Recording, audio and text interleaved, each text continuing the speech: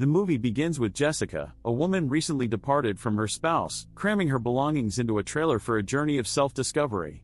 After packing everything, she uses her phone's map application to navigate a 4-day escape to a new life elsewhere. Her initial journey appears smooth, and she relishes the open road for a while, until she finds herself navigating a secluded highway shrouded in woods. The tranquility is shattered as she encounters a peculiar black car ahead, driving erratically. It crawls at a snail's pace, and whenever she attempts to overtake it, it inexplicably accelerates. Impatient, Jessica decides to put the pedal down and switch lanes. However, the car mirrors her speed with unnerving precision, blocking her from returning to the right lane. To heighten her terror, a massive truck barrels towards her, yet the black car remains stubbornly unyielding. In a heart-stopping maneuver, she manages to squeeze past the car just as the truck narrowly avoids a collision. Relief is short-lived as the black car speeds up again, tailgating her and blasting its horn. Their paths diverge at an intersection, and she pulls over to catch her breath after the adrenaline surge. Later that evening, while refueling at a gas station and chatting with her dad on the phone, it becomes clear she has a strained relationship with her mother, despite his pleas for reconciliation. The conversation is interrupted when she spots the black car from earlier, sending shivers down her spine. Deciding to call it a night, she seeks refuge in a nearby, modest motel. There, she receives a call from her mother, but chooses to let it go unanswered. Before drifting off to sleep, she gazes at pictures of her and her deceased husband, reminiscing about their happy moments together. Overcome with grief, Jessica sheds a few tears before surrendering to sleep. The following morning, as she prepares to depart, a suspicious man with a bandaged arm approaches her. Jessica is startled when he reveals himself as the driver of the black car. He offers a clumsy apology for his prior erratic behavior, claiming he was distracted by text messages and oblivious to his surroundings. He then peppers her with questions about her residence and destination, which unnerves Jessica. Seizing an opportunity, she politely excuses herself and continues her journey. Shortly after leaving town, she's back on the forested highway. But after a period of uneventful driving, she encounters the black car once more, inexplicably parked in the middle of the road. The shady stranger stands beside it, feigning helplessness. Wary of his intentions, Jessica instantly locks her car and cracks the window open a sliver to hear his plea. He fabricates a story about his car engine failing and pleads for a ride to the nearest gas station. Fearing for her safety, Jessica proposes driving to the gas station herself and calling a mechanic for assistance. Her suggestion infuriates the stranger. He insists she exit her car and help him directly. Unconvinced by his story, Jessica slams the gas pedal and speeds away. Much later that night, she finally stops at another gas station, seeking a respite. Deciding to answer her phone this time, Jessica picks up her mother's call. Her mother expresses deep concern about Jessica's abrupt departure without informing the family. Jessica, however, is resolute in her decision to seek a fresh start and move on from her husband's death. To her horror, she spots the very same car pulling into the gas station's parking lot. Panic sets in, and she rushes back to her car, the stalker's presence undeniable. As expected, the stranger approaches her window, but she speeds off before he can utter a word. During her escape, a white van unexpectedly cuts her off, forcing her to stop. The persistent stranger reappears, feigning innocence by claiming he merely needs to use the restroom and accuses Jessica of overreacting. Ignoring him completely, Jessica waits impatiently for the white van to clear the way. As soon as the coast is clear, she slams on the gas and speeds off, the black car a menacing shadow in her rearview mirror. Fear propels her fingers towards her phone, dialing 911. However, frustration spikes when the operator asks for her location, a detail lost in the panicked haze of the chase. Panic intensifies as the black car gains ground, but in a baffling move, it rockets past her and vanishes into the night.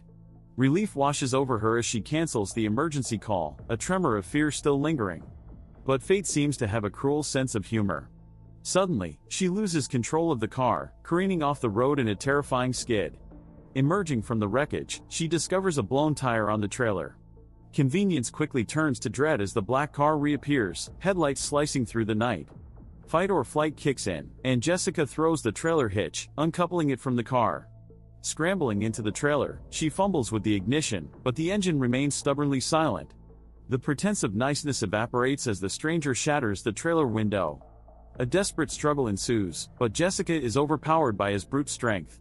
A searing prick in her arm signals the swift injection of a sedative. The next morning, consciousness dawns in an unfamiliar room.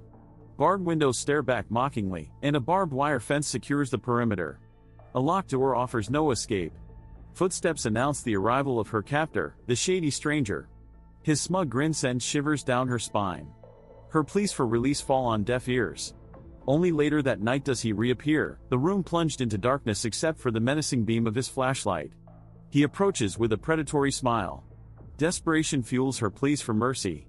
She even offers money for her freedom. The man's chilling reply confirms her worst fears: he's a serial killer. Like a monstrous caricature, he orders her to remove her clothes. With a desperate gamble, Jessica feigns needing to use the restroom, hoping to buy some time.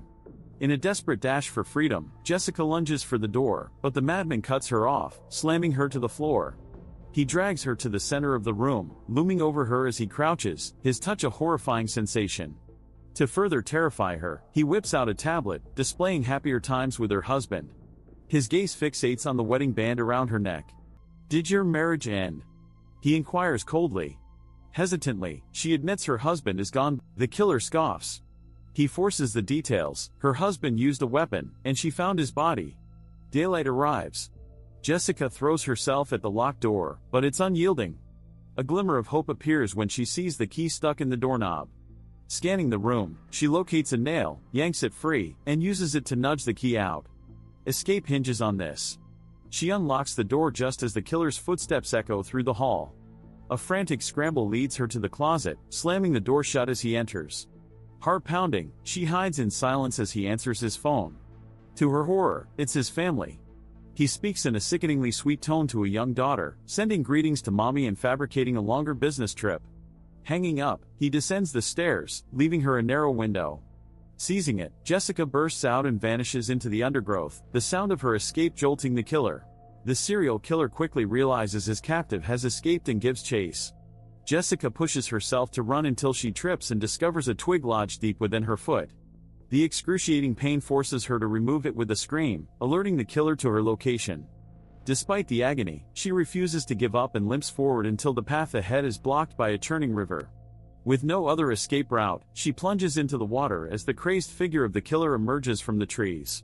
Facing the possibility of drowning, she opts to enter the water and let the current carry her downstream. At this critical juncture in the narrative, her demise is not intended, so she survives.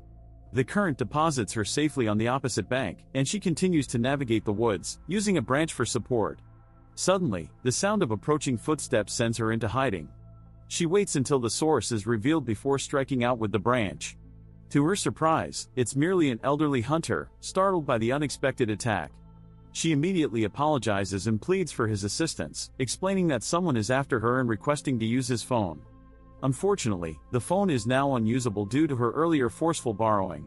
Taking pity on the woman, the hunter guides her back to his car and offers her his wife's hunting boots to wear before they depart. He compassionately shares his lunch sandwich during the drive while attempting to calm her nerves. However, their journey is abruptly halted by a fallen tree blocking the road. Jessica's anxiety spikes, and she attempts to move the massive obstacle, a futile effort.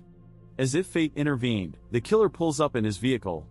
The old hunter instructs Jessica to remain composed as he approaches the killer. He then proceeds to fabricate a story, claiming Jessica is his mentally unstable sister who has run away from home, leaving the hunter utterly bewildered. Just as the hunter begins to accept the killer's story and prepares to hand Jessica over, the brute force used by the killer sparks suspicion.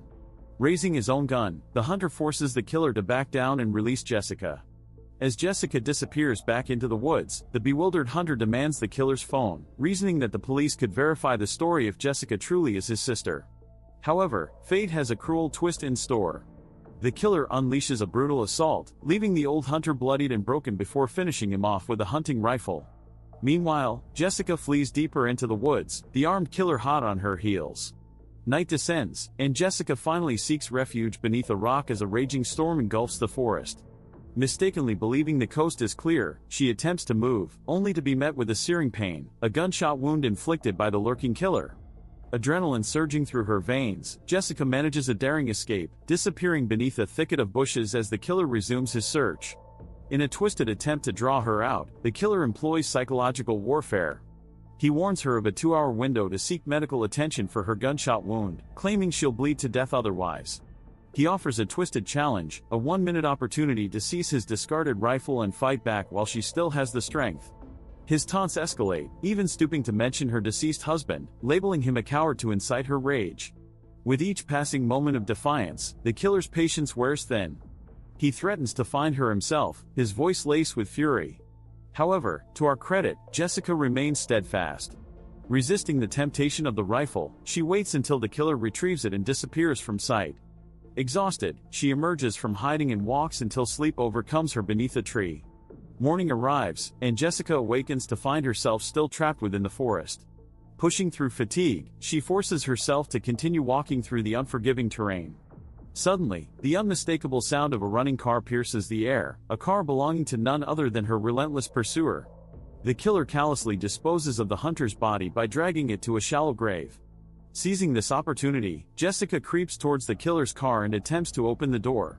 Finding it unlocked, she dives inside, searching frantically for anything useful. Her prize, the killer's phone. Just as she pockets it, the killer finishes burying the body and returns to his vehicle. Jessica dives into the backseat a moment before he resumes driving. There, she locates a tire iron, a potential weapon, and dials 911. However, the urgency of the situation prevents her from speaking clearly. The killer doesn't take long to realize his phone is missing. He scans the car and comes to a screeching halt when the search proves fruitless. Recognizing the imminent threat to her hiding spot, Jessica makes a daring move. She leaps out of the car and unleashes a barrage of blows on the killer with the tire iron.